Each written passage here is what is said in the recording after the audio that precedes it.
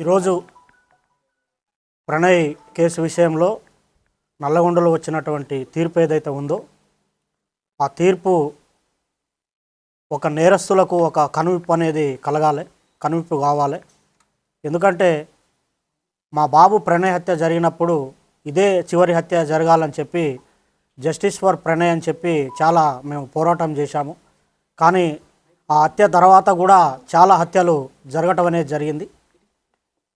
అయితే ఈ హత్య తర్వాత జరిగినటువంటి హత్యలు చేసిన వాళ్ళకి కానివ్వండి, కులాన్ని పట్టుకొని వేలాడే వాళ్లకు, కుల దురంకార హత్యలు చేసే వాళ్లకు, తర్వాత కన్న కూతుర్లను చంపుకునే వాళ్లకు, కన్న కొడుకులను చంపుకునే వాళ్లకు, అవతలి వ్యక్తులను చంపే వాళ్లకు కులం పేరుతోని ఈ యొక్క తీర్పు అనేది కనువిప్పు కావాలని నేను కోరుకుంటున్నాను.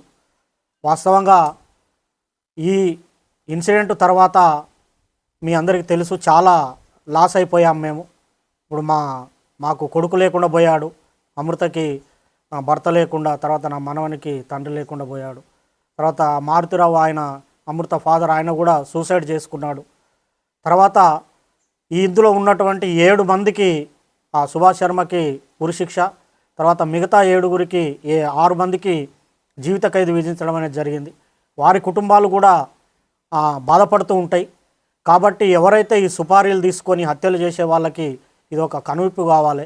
ఏదన్నా ఉంటే మాట్లాడుకోవటం కానివ్వండి, సమస్య పరిష్కారానికి సామరస్యంగా చేసుకోవాలి తప్ప మేనేజ్ చేయొచ్చులే, వాళ్ళకి అంతో ఇంతో డబ్బులు ఇవ్వచ్చులే, మేనేజ్ చేయొచ్చులే అని చెప్పి చంపడం అనేది కరెక్ట్ కాదు.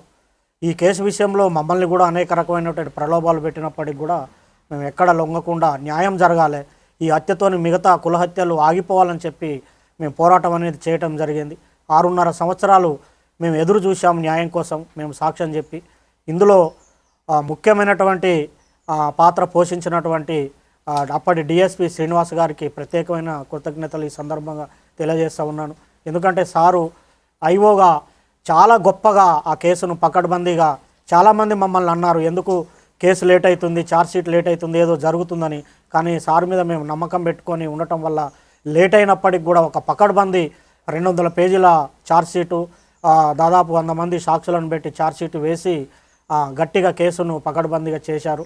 తర్వాత దానికి సహకరించినటువంటి ఎస్పీ రంగనాథ్ గారికి కూడా ఈ సందర్భంగా ప్రత్యేకమైన కృతజ్ఞతలు తెలియజేస్తూ ఉన్నాను. సార్ ఆధ్వర్యంలో మంచి టీము సుభాష్ శర్మను ఆ రోజు వెళ్ళి పట్టుకోవటము, తర్వాత నిందితులందరినీ పట్టుకోవటం విషయంలో కూడా సారు అనేకమైనటువంటి టెక్నిక్స్ ఉపయోగించి, టెక్నికల్ ఎవిడెన్స్ ఉపయోగించి తర్వాత ఈ సాక్ష్యాలను కూడా ప్రొడ్యూస్ చేయడం అనేది జరిగింది.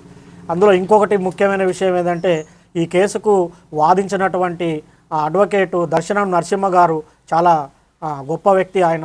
ఎందుకంటే ఆయనకు కూడా ఎలాంటి ప్రలోభాలకు లొంగకుండా ఒక న్యాయం అనేది జరగాలి, ఈ సొసైటీలో న్యాయం ఉండాలని చెప్పి ఆయన కూడా గట్టిగా ఎలాంటి ప్రలోభాలకు లోను కాకుండా ఆయన కూడా చివరి వరకు కూడా న్యాయం కోసం పోరాటం అనేది చేయటం జరిగింది. చివరికి ఈరోజు వచ్చినటువంటి తీర్పుతోని న్యాయం అనేది జరిగింది. వాస్తవంగా అందరూ మీకు సంతోషంగా ఉందంటారంటే సంతోషం కాదు, ఇది వాస్తవంగా ఏంటంటే నా బాధను ఎవరు తీర్చలేరు, నా కొడుకు లేని బాధ ఎవరు తీర్చలేరు. మేము ప్రతినిత్యం బాధపడుతూనే ఉన్నాం. ఎవరన్నా బయట బాబులు కనపడినప్పుడల్లా, మా బాని క్లాస్మేట్స్ కనిపించినప్పుడల్లా బాధ ఉంటుంది. కాబట్టి దయచేసి నేను చెప్పేది ఏంటంటే చంపుకోవటం అనేది కరెక్ట్ కాదు. ఇప్పుడు నా మనవడు ఉన్నాడు, మనవడిని కూడా మేము చూసుకోవాలి. మాకు ఎవరి మీద కోపాలు లేవు. మేము ఈ కేసు విషయంలో సాక్ష్యం చెప్పాము, మా బాధ్యత మేము నిర్వర్తించాం. కేవలం ఈ హత్యలు ఆగాలనే ఉద్దేశంతోనే చెప్పాము తప్ప వేరే మరొకటి కాదని ఈ సందర్భంగా నేను తెలియజేస్తున్నాను. న్యాయస్థానం కూడా కరెక్ట్ అయిన తీర్పిచ్చింది. ఈ సందర్భంగా చివరగా నేను చెప్పేటి ఒకటే, న్యాయం అనేది ఉంటుంది. పోలీసులు కానివ్వండి, చట్టం కానివ్వండి, న్యాయమూర్తులు కానివ్వండి, న్యాయవాదులు కానివ్వండి ప్రలోభాలకు లొంగుకారు. ఈ దేశంలో, ఈ రాష్ట్రంలో, ఈ సమాజంలో న్యాయం అనేది ఉందని మరొకసారి రుజువందని తెలియజేసుకుంటూ సెలవు తీసుకుంటాం.